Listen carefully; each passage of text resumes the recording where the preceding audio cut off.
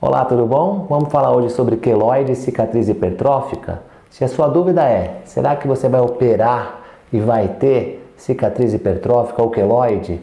E se você já tem uma queloide, vai acontecer de novo? E se você tem, quer saber o tratamento? Tudo isso vamos abordar hoje aqui nesse papinho. Combinado? Vamos lá então. Em primeiro lugar, eu quero te diferenciar as duas cicatrizes. O que é uma cicatriz tipo queloide e outra hipertrófica. A hipertrófica, ela é uma cicatriz que ela cresce, mas não ultrapassa o limite da incisão, do cortinho. Então ela cresce, não fica muito bonita e eventualmente ela pode até regredir. É raro, mas ela fica lá. A queloide já não. Ela é mais malvada. É uma cicatriz que ela ultrapassa o limite da cicatriz, ela ultrapassa o limite do cortinho, vai crescendo que nem um tumorzinho, né? Pode dar coceira, pode dar dor, pode realmente incomodar muito mais. Então não é algo estritamente estético, pode realmente incomodar a pessoa.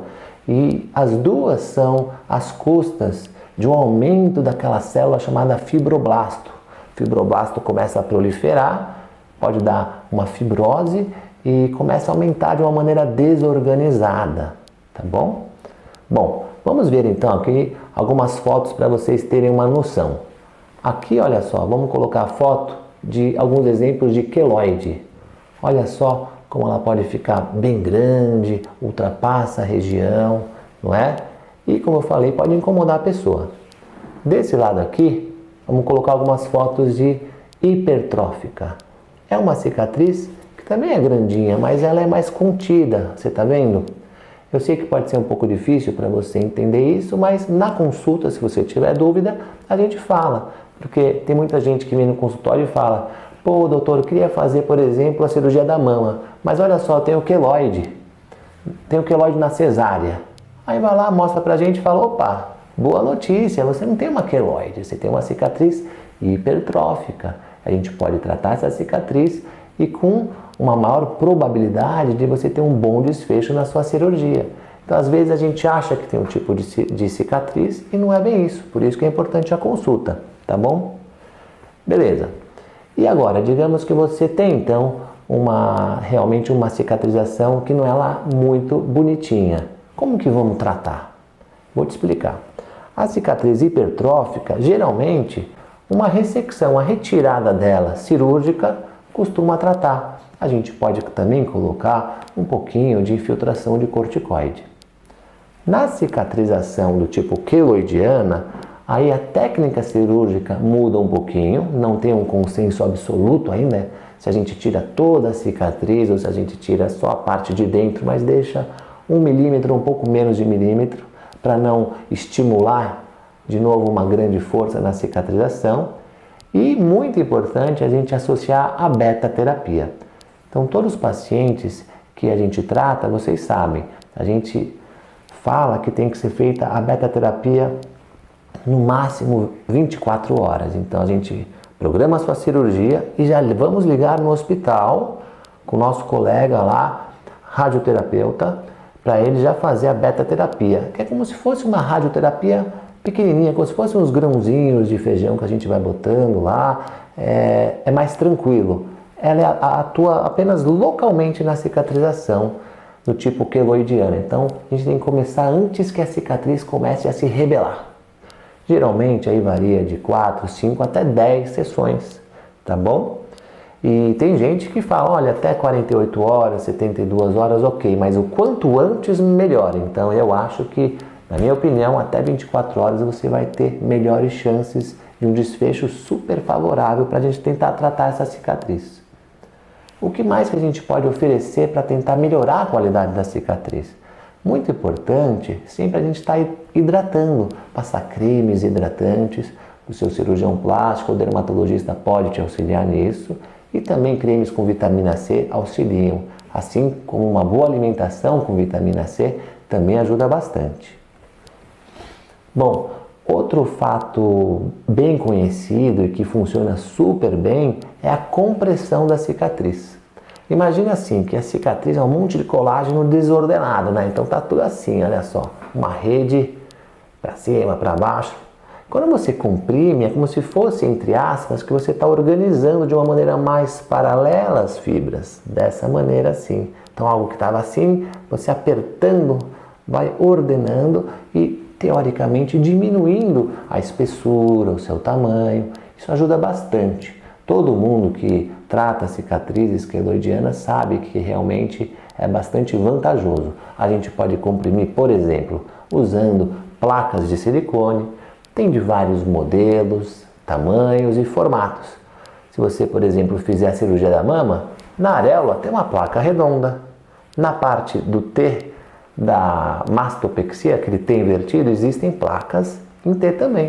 Se você fez uma abdominoplastia, tem uma grande placa para toda a cicatriz do abdômen. E assim vai, tá bom?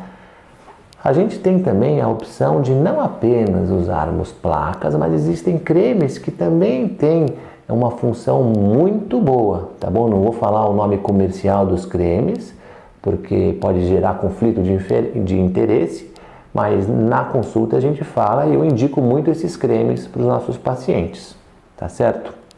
Bom, fora isso, existe também a aplicação de corticoide. Então, especialmente na cirurgia de queloide, a gente gosta de, antes da cirurgia, no final da cirurgia, já colocar uma injeçãozinha de corticoide para dar uma acalmada nessa região. Isso é muito bom, tá bom? Existem também artigos que citam um quimioterápico chamado bleomecina que trazem bons resultados, mas não são todos os médicos que usam, mas alguns artigos falam muito bem também. Ok? Beleza, pessoalzinho. Vamos agora a uma sessão rápida de mitos e verdades. O que vocês acham que pode acontecer? Algumas dúvidas que chegam em consulta pra gente. Vou compartilhar. Olha só. Uma pessoa que faz tatuagem, por exemplo, pode ter uma queloide ou uma cicatriz hipertrófica? Sim. Alguns tipos de pigmento da tatuagem, para algumas pessoas, pode irritar, causar uma inflamação excessiva, uma reação maior e pode sim causar uma queloide. O ideal, teoricamente, seria fazer testes prévios, né? Mas eu acho que poucas pessoas fazem isso. O pessoal já vai lá na loucura mesmo, vamos fazer a tatuagem e mandar ver, né? Então, mas pode acontecer sim, tá bom? O que mais temos de dúvida aqui?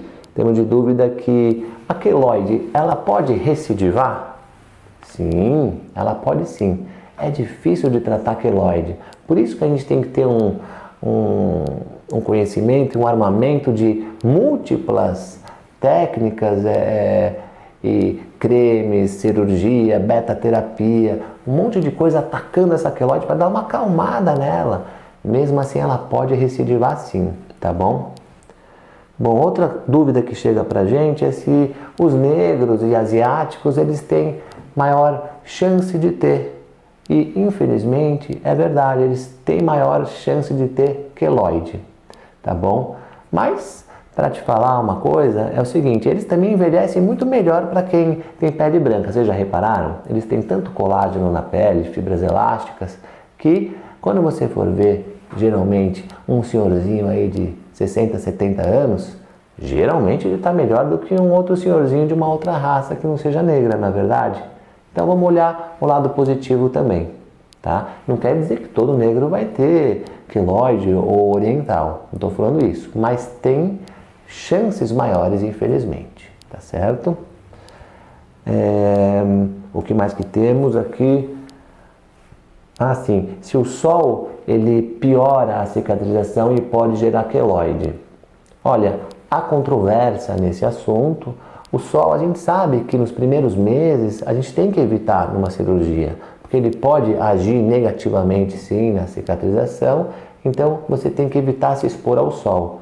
E tem gente que fala que pode facilitar a queloide e outros são contrários, então não tem consenso absoluto sobre isso. Na dúvida, evite o sol, tá bom? Você fez uma cirurgia, cuide-se, foque na sua recuperação da melhor maneira possível. Outra dúvida comum é o seguinte: eu nunca tive queloide, Posso ficar tranquilo então fazer uma cirurgia que não vou ter queloide? Infelizmente não. É improvável que você tenha queloide realmente, né? Especialmente se for numa área onde não é comum. Aqui já vou abrir até um parênteses. Quais são as áreas mais comuns para se ter uma queloide? Geralmente, perto da linha média do corpo aqui. Então, por exemplo, se tem uma pessoa que faz uma cirurgia cardíaca, você vê que muitas vezes essa cicatrização pode facilitar, né, a ter queloide. Orelhas, a gente vê que existem queloides em orelhas, na parte do dorso também, mas a gente vê inclusive situações em pessoas que tiveram até espinhas, cicatrizes de espinha ficaram tão grandes, tão feias, que algumas se formaram a ter queloide também, tá bom? Então é o seguinte, se você fizer uma cirurgia que não está nessas áreas de risco, de maior incidência que eu falei, são menores as chances, mas mesmo assim, na medicina tudo é possível. Essa é a beleza da medicina, né? Não dá pra gente garantir, infelizmente, porque cada pessoa, com sua carga hereditária e biológica, reage de uma maneira diferente, não é verdade? Por isso que é super importante. Acompanhe o seu médico logo depois da cirurgia por vários meses, porque ele vai estar monitorando, ele vai estar atento como que está ocorrendo a sua cicatrização, se está indo de uma maneira legal, porque às vezes você pode não observar de uma maneira técnica como o seu cirurgião plástico. Se ele observar qualquer coisa, ele já vai tentar interceder para minimizar uma cicatriz que não seja tão legal para você, tá bom? Então é isso. Hoje o assunto foi sobre queloide, cicatriz hipertrófica. Eu espero que tenha te ajudado bastante. Por favor, se você gostou, compartilhe com as suas amigas, com seus amigos. Coloca seu comentário e dúvida aqui para mim, que eu quero te ajudar com as suas dúvidas. Continua seguindo aqui a gente no nosso canal do YouTube, no nosso Instagram, no Facebook, no TikTok, nas mídias sociais. Enfim, estou aqui para te ajudar. Combinado? Muito obrigado!